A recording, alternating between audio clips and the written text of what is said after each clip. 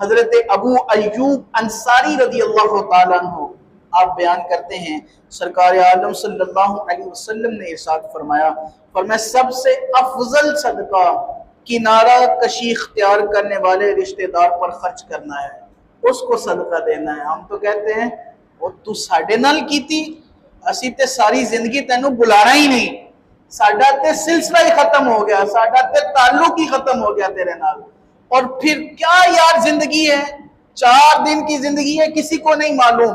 کہ 2 لمحے 2 گھڑیاں کسی نے زندگی میں اس دنیا میں باقی رہنا ہے کہ نہیں۔ لیکن نفرتیں، قدورتیں، عداوتیں، یہ دشمنیاں ہمارے بیچ اتنی آ گئی ہیں کہ ہم جناب صدیوں کی جو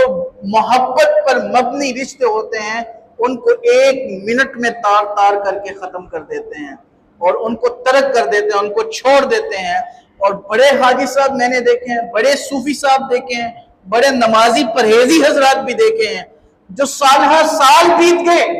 بڑے بھائی کو جنہوں نے نہیں بلایا، ارے بھائی تمہاری نمازیں کاہے کی،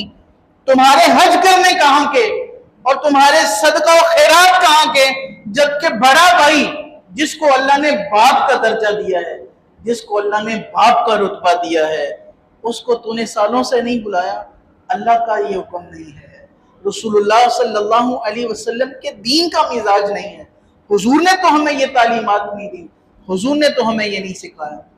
حضرت ابو ایوب انصاری صحابی رسول فرماتے ہیں کہ بہترین صدقہ اس رشتہ دار کو دینا ہے جس سے ناراضگی ہو۔ اور اگر ہم احادیث مبارکہ پر عمل کا سلسلہ شروع کر لیں تو یقین کیجئے، میں بڑے دعوے اور وثوق سے کہتا ہوں، ہماری بہت ساری معاشرے کے جو ناسور ہیں، بہت ساری کمیاں ہیں اور بہت ساری برائیاں ہیں، جڑ سے ان کا خاتمہ ہو جائے گا۔